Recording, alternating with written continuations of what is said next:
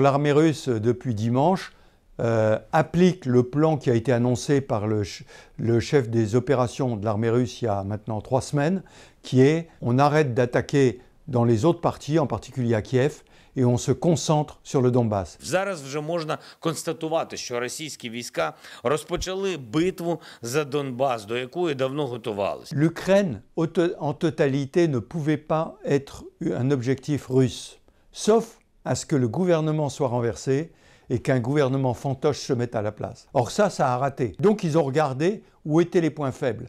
Et le point faible, c'était dans le sud, là où ils avaient concentré les meilleures forces, qui arrivaient de Crimée et qui arrivaient du Donbass. Et donc c'est là qu'ils se sont concentrés. Et pour l'instant, l'objectif russe, c'est de remporter une victoire croupion, si on veut, une petite victoire, mais qui permette au président Poutine de dire « nous avons libéré le Donbass ». Mais pour se concentrer sur le Donbass, il faut récupérer les unités qui étaient dans le nord, donc il y a quand même 2000 km à faire, les reconstituer logistiquement, remettre des soldats dans les unités qui ont perdu 20 à 25% de leurs effectifs. Donc tout ceci demande beaucoup d'organisation.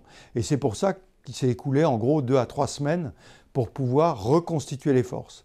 Ensuite, les frappes avec l'artillerie sur les positions ukrainiennes très bien préparées dans le Donbass. Et enfin, l'assaut probablement par le corps blindé mécanisé russe pour couper la défense ukrainienne, à la fois en différents secteurs, réduire par petites poches, et ensuite pour couper les forces ukrainiennes qui sont face au Donbass de l'ouest, pour qu'ils ne reçoivent pas de renfort. Voilà quelle est la stratégie russe actuellement au Donbass. Alors les villes qui sont tombées, il n'y en a pas beaucoup. Il y a Izum au nord, qui permet de descendre vers le sud.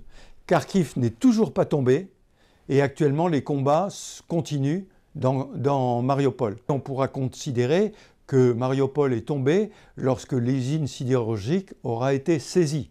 Donc ça veut dire dans quelques jours. Et ce sont les villes principales. Kherson a été conquise par les Russes. Kherson, c'est sur le Dniepr. Et là, on sent bien que les Russes ont du mal à maintenir la pression. Donc on pense que les Russes ne pourront pas aller au-delà de cette position de Kherson vers l'ouest. Et la difficulté dans le Donbass, ça va être la saisie des villes, des grosses villes. Et donc, probablement que les Russes vont les contourner pour renverser la résistance ukrainienne et ne faire tomber les villes qu'après, parce que ça leur prendra du temps et qu'ils sont pressés dans les 3 semaines qui précèdent le 9 mai. Alors les moyens russes sont importants, mais à mon avis ne sont pas suffisants.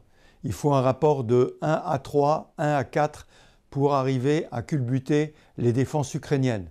Donc elle va devoir choisir de façon bien précautionneuse les endroits où pouvoir attaquer, et dès qu'il y aura une percée qui se fera, envoyer tous les renforts sur cette percée, parce qu'ils ne pourront pas attaquer sur tout le front à la fois. Alors la résistance ukrainienne dans cette région n'a pas été encore beaucoup attaquée. Et c'est la partie de l'armée ukrainienne la plus solide, celle qui est en place depuis 2014, qui a creusé, bétonné et qui a mis en place le maximum de défense. Plus l'armement occidental qui est envoyé en renfort, à ce moment-là, ils renforcent leur potentiel de défense face à l'armée russe et ont une bonne chance de pouvoir tenir sur toute ou partie du secteur de Luhansk. Et à quoi on peut s'attendre là dans les prochains jours? La continuation de l'opération dans le Donbass, et puis on verra jusqu'où les Russes peuvent arriver.